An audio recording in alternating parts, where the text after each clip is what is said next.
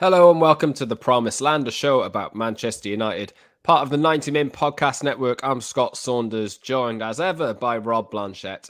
Rob, it's new kit day. Manchester United have a new home shirt with a collar that you absolutely adore. It's a throwback to which year? Is it the 99 shirt that you're referring back to, or is this... It's further back, isn't it? It's kind of like David Beckham chipping the goalkeeper from the halfway line level, isn't Yeah, it? okay. So 96, I don't, 97. Okay. adore, isn't it? A pretty kind of Well, you've made your tabloid feelings words. pretty clear, Rob. You know, we're not a tabloid show, are we? So I really, really like it. I borderline love it. I think it's a smart kit. It's a little bit different. Let's be honest. The Adidas offerings in the last few years, like they've tried to be kind of like traditional, and they've tried to be plain, and they've tried to kind of do this, that, the other. Whereas all their other Adidas football clubs, like Arsenal, release a ton of really good kits. So I like it. I'm all right with it. And I think, this could be the kit. This could be the kit that gets us to the Premier League title. I'm joking, of course. I'm not going to entertain that one. I've said this a few times that I always hate it when great kits are ruined by awful seasons. And I won't have that problem this year, because even if United are awful, the kit is too. I'm not a big fan of it, but maybe I'll wait to see it on. Maybe I'll wait to see it on TV or when I go to the ground or whatever. I'll wait and see how it looks in real life rather than just on photos, because maybe it'll be different. Maybe I'll like it, but I think I'm pretty decided that I don't at the moment. One of the away kits, though, not out yet. One of the away kits I do really like, so I'll wait for that. Maybe get my hands on that at a later time. But the home kit is available now. I think United have had to hold back a video containing Cristiano Ronaldo, David Beckham, and Eric Cantona because they're not sure if Ronaldo's going to leave. So, fair play. Best laid plans, eh? Best laid plans. Yeah. Ten Hag and Ronaldo have yet to speak. Ronaldo's not going on the preseason tour flight to Thailand and Australia. So great. We'll talk about that more a little bit later on. We'll talk about some incoming players. Lisandro Martinez looking likely now ahead of Arsenal. United still want Antony. Frenkie de Jong has been linked to Chelsea in the last couple of days. We'll talk Harry Maguire liking an Instagram post. It's got him in a bit of hot water. We'll talk Bruno Fernandes's new number, Terrell Malacia's new number 12. And Andreas Pereira's going to Fulham as well. I can't remember whether we've mentioned that on a previous show, but looks like that one will be done for a little bit of money, which will cover the Malacia fee. But you can subscribe to our show wherever you get your pods on Apple, Google, Spotify, etc. And now you can watch us twice a week on Tuesdays and Fridays as well. So head over to YouTube, hit the like button, subscribe, join the community. We're just short of a milestone of subscribers. So if you haven't done it already, please get over there, hit the like button, hit subscribe, and we'll watch that number tick up. Hopefully, we should hit that soon. The link should be in the description of this episode if you're listening on an audio platform as well. And you can follow us on Twitter @_Scott Saunders, @_Rob_B, and @PromiseLandMU for the show. Rob, I'm going to stop talking for a minute because my COVID, I'm actually a little bit out of breath. I'm still not over it yet. Quite exhausted the last few days I've been.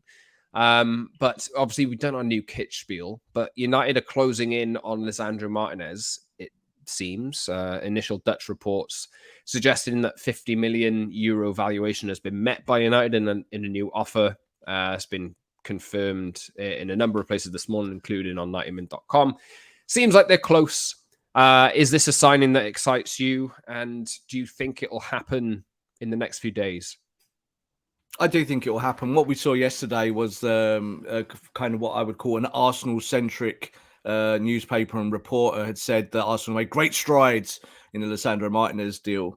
And literally 2 hours later, the Dutch press kind of went mad and said, well, no, he's basically about to sign a contract with Manchester United. So am I excited about it? Yes. I think, again, he's just the kind of player that you need at the moment. You know, we talk about what Ten Hag truly wants to do in the weeks ahead. Why is he buying everyone from Ajax? Well, it's because he knows these players. It's nothing kind of, I think, too untoward. And as we did say last week, Martinez's nickname is the Butcher. I will hopefully be getting the new kit with the Butcher on the back. In fact, I won't be getting the new kit. I don't buy it. But I think I can see that, the Butcher and his number on the back there. And I can see him becoming a little bit of a cult hero at Manchester United. So the deal isn't done just yet. It's not quite over the line.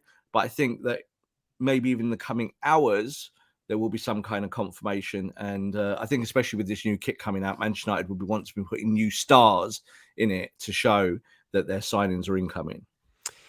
Yeah. Where do you think he'll play, Rob? Do you think he's bought for centre half, or can play left back? He's not going to play left back, obviously, because we've got Luke Shaw, Alex Tellers, Malacia as well.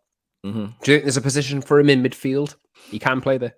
Yeah, I think he's a left-sided player, and I was talking about this recently with some people and saying, you look at his skill set and you look at what he can do in the way that he plays aggressively.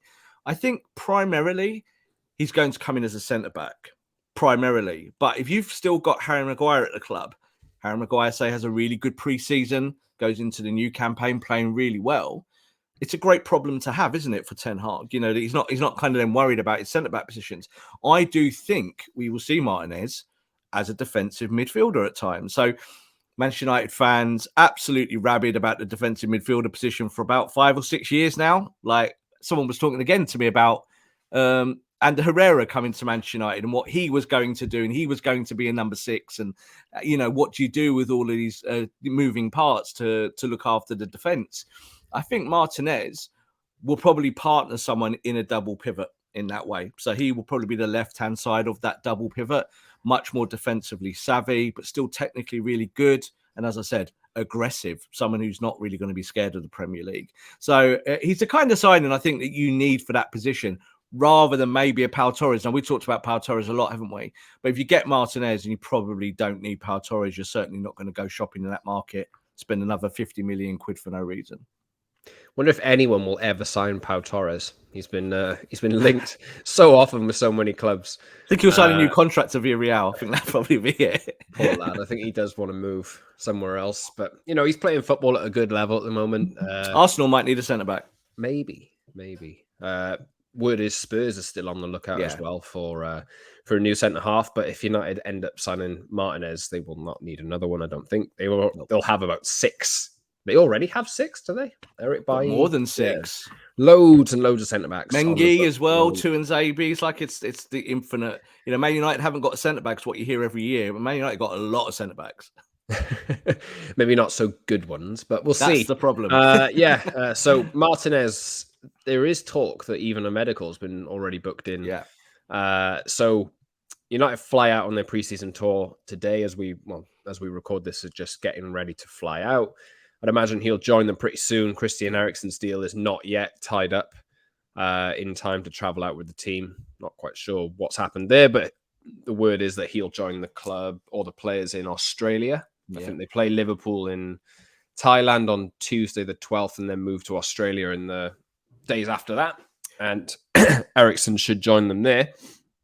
But Lisandro Martinez hopefully will join him. Will Antony join them as well? Because as far as we understand it, and reports have come out this week that United have actually made an offer for Antony that's been turned down. Ajax have sold a lot of players. We've seen Sebastian Haller move confirmed to Dortmund yesterday as well on Thursday. But Antony wants to go. Lisandro Martinez wants to go. And it still appears as though United actually still want Antony. But they're after about 120 million euros for the pair of them, 50 million euros down on Martinez, which leaves about 70 million euros for Antony. Can you see United spending that much money, including, well, given the fact that they're still after Frenkie de Jong as well, who we'll talk about in a little while? Yes, I can, because I think you might well be losing a £500,000 wage soon off your books. So there's always these moving parts. Again, if you say about with the transfer market, I think with Antony and where we stand with that, as far as we're aware, Ajax have been kind of told by the player's agent that the player demands to go. He wants to go. It's kind of similar to the Martinez situation, where eventually the kind of agency said, no, the player wants to leave. He's going to England. So that opened the door, obviously, for Manchester United and Arsenal with that player. But I think with Antony, a reunion with Ten Hag again isn't really a surprise. He is one of Ten Hag's boys, a bit like Martinez is, and a bit You know, we talked about players that stick with managers and managers that stick with players. And I think as well, he allows you to play with a right-sided forward, and you don't worry too much about the striker then. So if you're losing Cristiano Ronaldo, and we feel that is probably the way it's going to go now, do you replace him straight away with a like-for-like striker? Well, the market's not really bursting with them. So what do? You strengthen your forward line. And there's no doubt that right side for Manchester United is something you could still address if you're going to play Jadon Sancho on the left. Yeah, it's been a problem for far too long now. I think Antony is the exact type of player I think United probably end up needing. And you mentioned there about Antony making it clear to Ajax that he wants to pursue a new challenge. He's got a lot of players. Gabby Jesus has just moved to Arsenal for around £45 million. You got Rafinha, could be on his way to Barcelona. And he's looking for a place in the Brazil World Cup squad. And if he's playing in the Dutch league, whereas other players he's in direct competition with them playing at a higher level, he's probably not going to get that chance. So it makes sense to go and test himself at a higher level. United are the team that want him. I think everybody wants this move to happen. It's just a case of whether United can meet the fee. Do you think, though, that United will be spending a bit too much money if they end up spending that much money on Martinez, De Jong, and Antony? Or is there a way they can recoup it? You can never spend too much money. Now, I'll take my journalist hat off and put my fan hat on. I don't really care what Manchester United finances look like. That's up to the Glazers. The Glazers have taken enough money out of the football club. Now maybe put that money back into it. So investment, I think, from the ownership or even from our own profits, I'm cool with. You just talked there about different players and prices and whatnot. When you talk about Christian Eriksen, you talk about Martinez and even Antony to an extent, you're not really shopping at the top tier of world football, are you? You're shopping in different marketplaces where the wages are probably a little bit more affordable. And yes, the fees look big, but whatever. You know, it's up to the owners to put that money up. So no, for me, I want to see more of this. Manchester United have got plenty of players still in the squad that they could eventually sell. So there's always that balancing point that if you need to kind of raise funds in a fire sale, you can go and do that. You know, we talked there about the likes of the Eric Bailly's of this world and Phil Joneses. You know, they will command fees. Andres Pereira, who's been no use to you for 3 years, you've just gone and got 10 to 13 million for him. So there are players like that that can go and supplement the books. But I want to see more signings. But at the same time, I'm happy shopping in that slightly lower tier because I think you get players who are motivated, who will come to Manchester United to play for the badge, and they're not coming to Manchester United to say, right, give me my £27 million contract because I want £500,000 a week. Oh, no, now I have to take a pay cut because we're not in the Champions League. Bye, Manchester United. I did love you, but, you know, now I want to love another football club. I think United need to get away from that methodology. So those three players, a Frenkie de Jong, which is obviously still burning away. I think if you get those four and you've got Malachia as well, it's a decent window. It's the right market to go into, I think. You see Liverpool have had a lot of success this way. I know they've changed their tact a little bit. Yeah. Signing Thiago a while back and, you know, over the past few years. But the reason why they've become successful is, you know, picking up Firmino, Mane, Salah, Van Dijk, all these players who could jump on to a next level at good ages as well.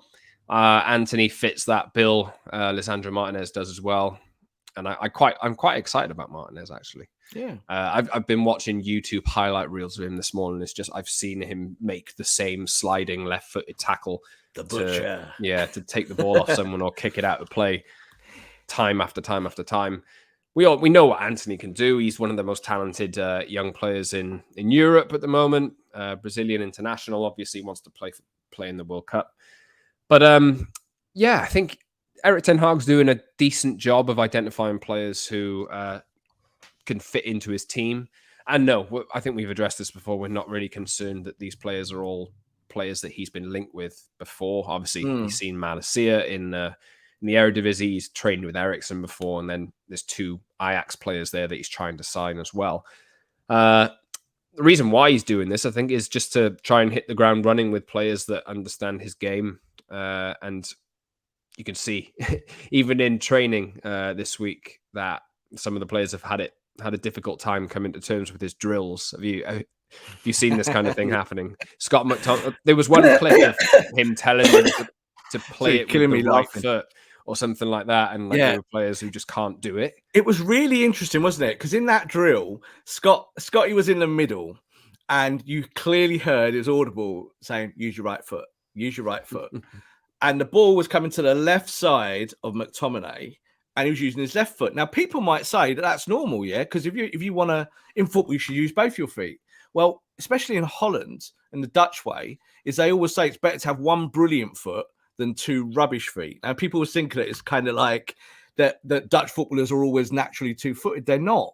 So what Ten Hag was trying to get across there to Scott McTominay was use the foot that works. Don't lay it off with your left foot. If you 50% of the time you're going to lose the ball. So he was doing it. And as soon as he started to use his right foot, you could hear Ten Hag going, good, good, good in the background. And you're thinking, it was like these little training drills. This is how it works, isn't it? This is how a manager gets in a player's head.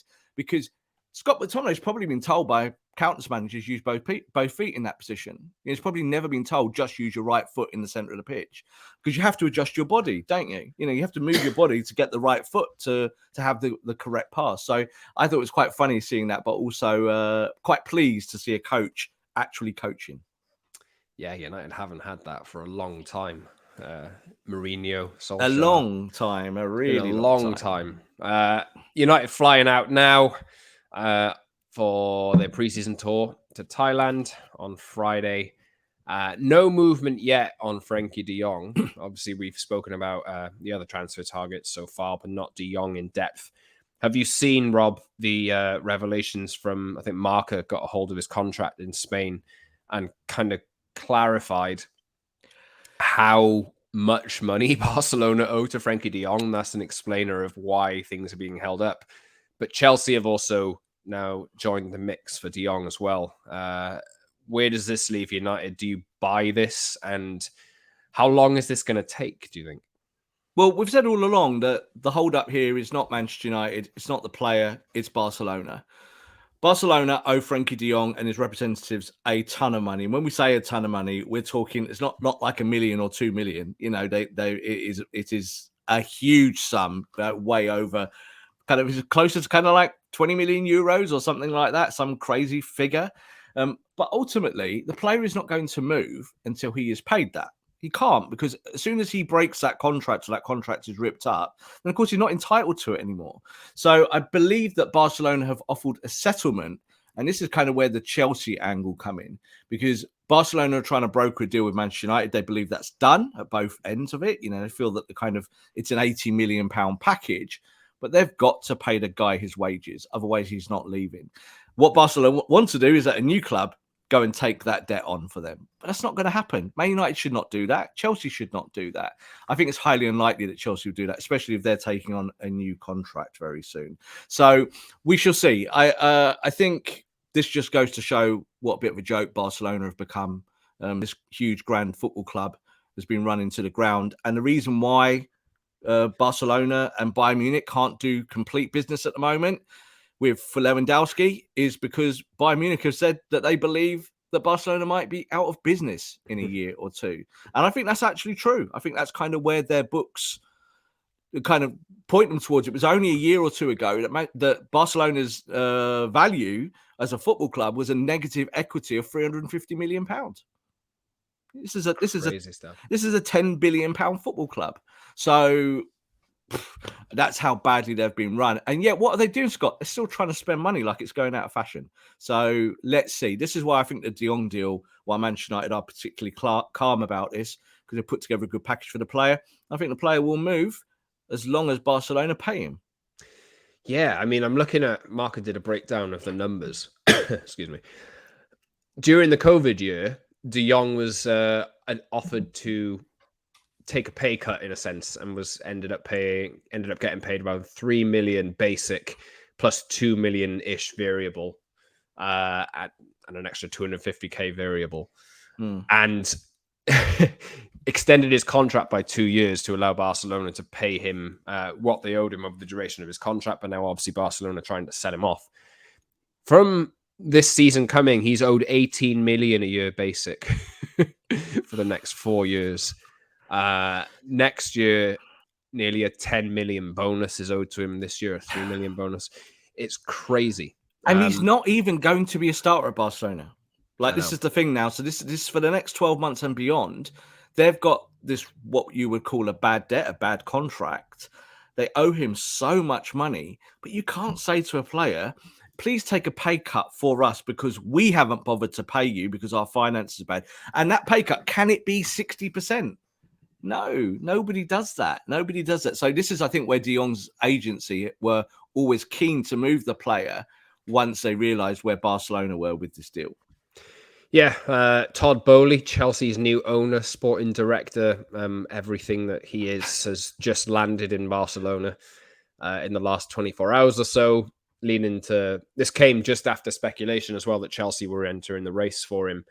Although it's been suggested that De Jong wants to work with Ten Hag, and the Chelsea thing isn't really going to happen. You know, Bowley's in Barcelona to talk deals through for, I think, Azpilicueta and Marcos Alonso. Yeah. So yeah, I'm not too worried about this. Are you? No, but I will say this, and I'll contradict myself from what I said earlier on. I don't care what the Glazers pay in terms of money. I want them to pay more. Please do get more players for us. Put it into the football team. But if it was my money, if I was the Glazers, God forbid, and I ran Manchester United, I would not be held to ransom over this player because it is Barcelona who are in trouble and Barcelona need to pay the player to get the deal sorted. You've agreed to terms, you've agreed a contract. If Chelsea come in and play a little bit of a patsy in this role and say, do you know what? You owe the player 20 million euros. We'll pay 12 of that on top. So give that to the player as a signing on fee. And we're going to gazump United and take the player. And Frenkie de Jong goes, well, do you know what? Champions League football, I'm off. Sorry, Eric. You know, I do love you as a coach, but there you go. Fine. Move on. Yeah, there's other players out there. I would like Frenkie de Jong in a Man United shirt. I think he's a top midfielder. But I think you do have to wait now with 55 days of the transfer window still remaining. You know, there's a lot of ground to go to. But as you said, Chelsea are in Barcelona to talk those two players out of their football club. And I'm sure they'll discuss Frenkie de Jong. We'll see. It's taken a while. I think we're at nearly 60 odd days now that United have been chasing De Jong, but to no avail so far. Cristiano Ronaldo is not going on tour. It's been confirmed. It seems like his allowance to leave has been extended by United. Obviously, we mentioned earlier that the video that they plan to release with Beckham and Eric Cantona has not been released either due to uncertainty over his position. Not any closer really to knowing where Ronaldo's going to end up at the moment, are we? No, I think obviously the biggest links when the story broke with Barcelona, who wants to still sign everyone, and Chelsea. And I think probably Chelsea now become the more realistic link when we talk about the deal and the numbers. But United fans, I think, need to get a reality check with Cristiano Ronaldo because these last few days, if it's shown anything, it's shown this whole cult of personality between player and club. Do you support Manchester United or do you support Cristiano Ronaldo? It's a weird thing. So it's been like that the last 2 or 3 days where people are like, oh, Ronaldo's shining a light on the Glazers. Ronaldo doesn't want to stay at a club outside the Champions League. Well, he was part of taking Manchester United out of the Champions League. He really was. You know, he might have scored some goals, but his problems up front were part of the issues. So there's been all of this about, do you keep Ronaldo now? How do you pay him the money? He's going to get a 25% pay reduction, which is something he agreed to 12 months ago, that if he couldn't fire United into Champions League, he would take that pay cut. Now he doesn't like that pay cut. He's not going on tour. He's never going to play for Manchester United again. I think that tells you everything you need to know about the man. So this is nothing to do with the Glazers or investment or any of those things, because people have said, oh, Ronaldo doesn't like it that United haven't signed anyone. No, Cristiano doesn't like it that he's going to get 25% less of a wage next year. And yeah, he might want to play Champions League football, but doesn't he love United, Scott? Doesn't he love United? Doesn't he want to help United? Well, no, I don't think he does. So if that's the case, we need players like that out of our dressing room. We don't need more of them. You know, if he's the most senior player at Manchester United, and that is what he is, and he doesn't want to play for Man United, off you go, mate. You know, fine, thanks for the years. Why are we crying over Cristiano Ronaldo? Let him go. I'm completely with you. One player who does apparently like Ronaldo's pay cut is Harry Maguire. Because of that. That was weird. Harry Maguire liking a post on Sport Bible talking about how United's players will get a 25% pay cut, including Ronaldo, because they failed to qualify for the Champions League. And it's just this little like from Harry Maguire's account, which was apparently an accident. Yeah. Although, given all of the rivalry that has been reported to have emerged between the two of them, is that accident a little bit convenient an excuse? It seems convenient, doesn't it? But I do actually think it was an accident. I've said before that players have social media bots. Do you accidentally do that very often? I mean, Well, I don't think I do, but I think that if you're an 18-year-old social media bod who, is scrolling through on your phone and stuff like that, and you see something and you inadvertently press it, it can happen. I've heard it's happened many times before. But I also think with that, we talk about the split in the Man United dressing room, and there's no doubt again that fans will side towards Ronaldo because they love him and they absolutely despise Harry Maguire. So that's where that gulf exists. But again, let's have players that want to play for Man United. Yeah. So I look at that. It was described as a mistake. I think we just take it as is. There's a lot of United fans get very annoyed saying, this is the kind of dressing room split. This is the kind of thing Paul Pogba would have done back in the day of like May or April. You think, So I think we can kind of just scoot over it and say, well, it happened. But at least Harry Maguire wants to play for Man United. I think that's important. That's very true. Yeah, I'm actually just looking through the United timeline, and I've said that United have not released this video. I think they actually have the video of Ronaldo, Beckham, etc., etc. Wow. That was released. Yeah, I think it's actually out, unless it's something different. But yeah, that might point towards that Manchester United are not prepared to do business. Because I think what it sounds with Ronaldo is Ronaldo wants to leave. They have buyers, but Manchester United may say, do you know what? No, we are keeping you because we don't want to show a weakness to one of our rivals. So, because I think that's the main part of this is political. So the Glazers don't want to say to this new owner at Chelsea, a new American owner, a competitor, to come in and say, well, yeah, you can just take anything of ours that we want. It's a show of strength. So I would rather just Ronaldo leave if he wants to go because this is about football to me. But to the Glazers, it might be more about politics. Yeah. Let's see. Let's see if he does turn out for United. I mean, I'm expecting them to sell him personally, but there's obviously there's a lack of options for him, really. I know Chelsea seems like the most realistic one at the moment. Barcelona are in absolute disarray, crisis. Bayern Munich don't want him. PSG don't want him, but we'll see if Bayern's position changes if they sell Robert Lewandowski to Barcelona. It's worth saying that video was probably paid for by Adidas. Yeah. So Adidas have probably rung someone up at Manchester United today going, where is our video? So that is that happens. And that would not surprise me. Adidas are a multi-billion-pound company as well. They're a strong-arm company, and this is one of their products. And they'll be saying, "No, we want Ronaldo in that shirt as long as he plays for Manchester United." So that video will go out. You can delete the video, can't you, next week if he goes to Chelsea or whatnot? Who are Chelsea sponsored by? Do we know? Can't remember. Are they Nike? Supplier? They're Nike, I think. Yeah. Are they Nike? So Cristiano is a Nike athlete. So it would not be surprised if you see Chelsea doing some kit sponsoring stuff next week or on their tour, maybe with Ronaldo in it with the big tick on his chest. Keeping in the theme of new kits, Bruno Fernandes has been sporting the new kit with a new shirt number. He's been after this since he joined. He's joked about it numerous times that his good mate Juan Mata has his shirt number. Now Mata's left. We still don't know where he's going, actually, to extend his career. But Bruno Fernandes is now United's new number 8. Is this something he's been after for a while? Is this a significant move? Do you think squad numbers play a big role in people's importance to squads? If it stops him giving the ball away next year, he can have any number he wants. Like this is for me. I think the whole number 8 thing yesterday was a bit of a reaction to it. I think because he's gone from 8 to 18, and people have bought the kit or planning to buy the kit. They've got last year's 2 kits or whatnot.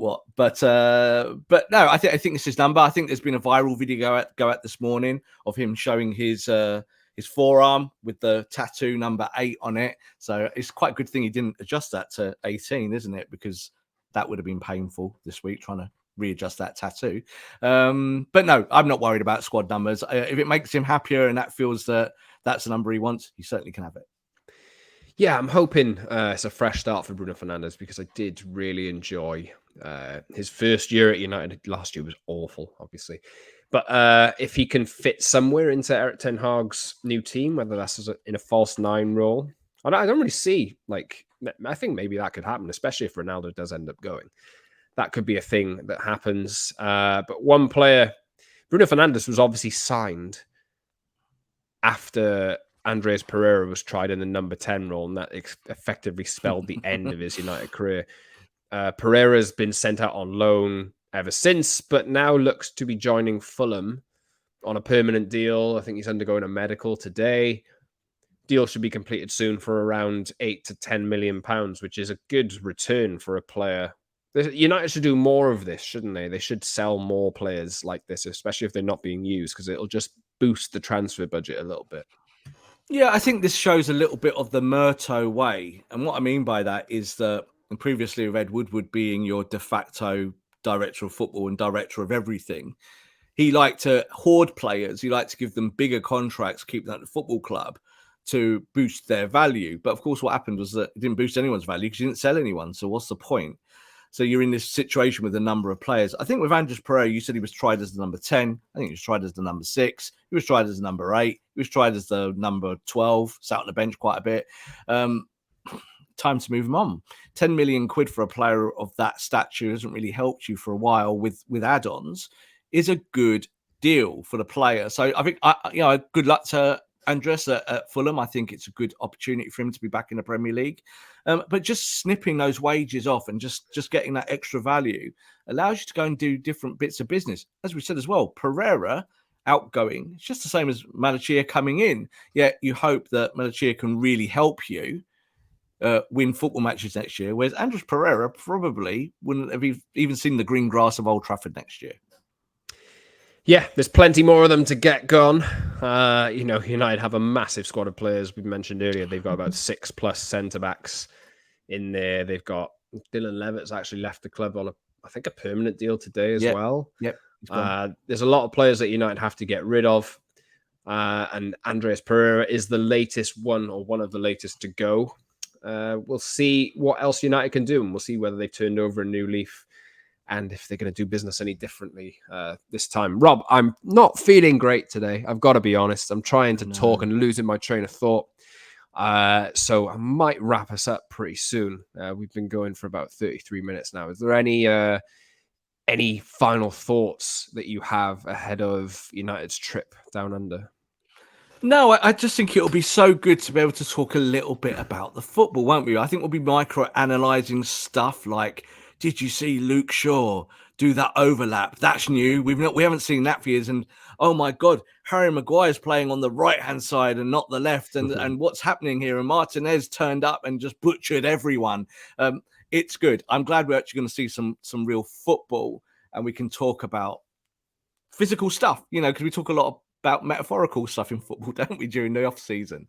And I'm happy, I think, with the business that United are doing. I think these players, they've got their kind of sect of players that they're after, and they're not doing, I think, what Man United have done in previous years, which is pretend they're after everyone, because that's kind of what it is, In the same names all the time, isn't it? Yeah, they've been really, really assured about the players that they want because of Ten Hag's positional needs. Now, I'm all right with that. It might not be Neymar or your next global superstar, but they're players that are supposed to help you win and help you create a football team.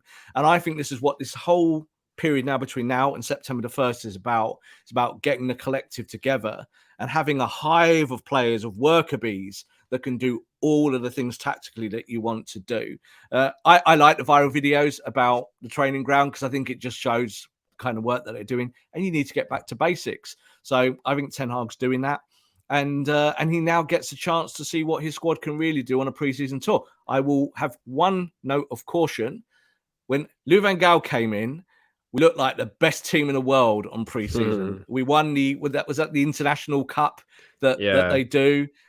We beat Liverpool in the final. We beat everyone. Like, it was amazing. Wasn't one of those games at, like, in a massive stadium in the US against Real Madrid? Against with 100,000 people there. Yeah, Martial dribbled from, like, the touchline. Yeah, And then assisted. It's still I still think one of the biggest attendances in world football history. So, that was for a friendly match at Manchester United. It shows the allure of the football club. But what I'll say with that, with the Van Gaal thing, is that, they look good on pre-season. And then the first 10 games of the season in the Premier League, I think they won 4 and lost 3 and drew the others. So pre-season doesn't always show us an indicator of what is to come. It just shows us maybe the style and the shape of the football that Ten Hag will play. Yeah, we should get Erik Ten Hag facing the press a little bit as well. There would be a press traveling party on this preseason tour as well. So we should get him actually speaking, telling us different things, giving us countless Ronaldo updates, I'm sure, because that's all he's going to be asked about. Can you imagine the first one? I could just see it already, can't you? Just saying, like, so what's going on with Ronaldo? He's not on the tour. I'm not talking about him. They'd be like, ooh, and the British press there with their eyes. I'll just to end our show this. I think there has been an unfair waiting already in the press with headline writers going after Ten Hag. He hasn't done anything yet. We've not seen what his team does, but there's been all sorts about Ten Hag's this, that, and the other, and they're trying to create smoke where there's no fire. So I think it'll be good, that first presser, when he has to talk about Ronaldo, because he will have to, and I hope he just goes, not interested. Don't want to talk about him. He's not here. And that should be the right way of doing it. It's up to the club to sort out Cristiano Ronaldo now, not Erik Ten Hag. Yeah, he did that with Ralph as well, didn't he? Just kind of batted it away pretty much in his first press conference with the press at Old Trafford. Yes, like I say, I'm gonna wrap up today, Rob. It's a little bit of a shorter episode, but hopefully I'll feel better next week for some pre-season football where United play Liverpool. I think they play Melbourne City or someone next Friday as well. Yeah. Something like that. And we'll be watching along, I would think, too. So you can subscribe to our show wherever you get your pods, on Apple, Google, Spotify, and the likes. And you can watch us twice a week on Tuesdays and Fridays. So head over to our YouTube channel, hit the like button, join the community, and subscribe. We're very close to a milestone figure, so please do that if you haven't done it already. The link should be in the description of this episode if you're listening on an audio platform. And you can follow us on Twitter @_Scott Saunders, @Rob_B, and @PromiselandMU for the show. Rob, thank you very much for another show. I hope you enjoy your weekend. Meant to be quite sunny, I think. So get out and about, enjoy, and I'll catch you all next week. Thanks very much for listening, everyone.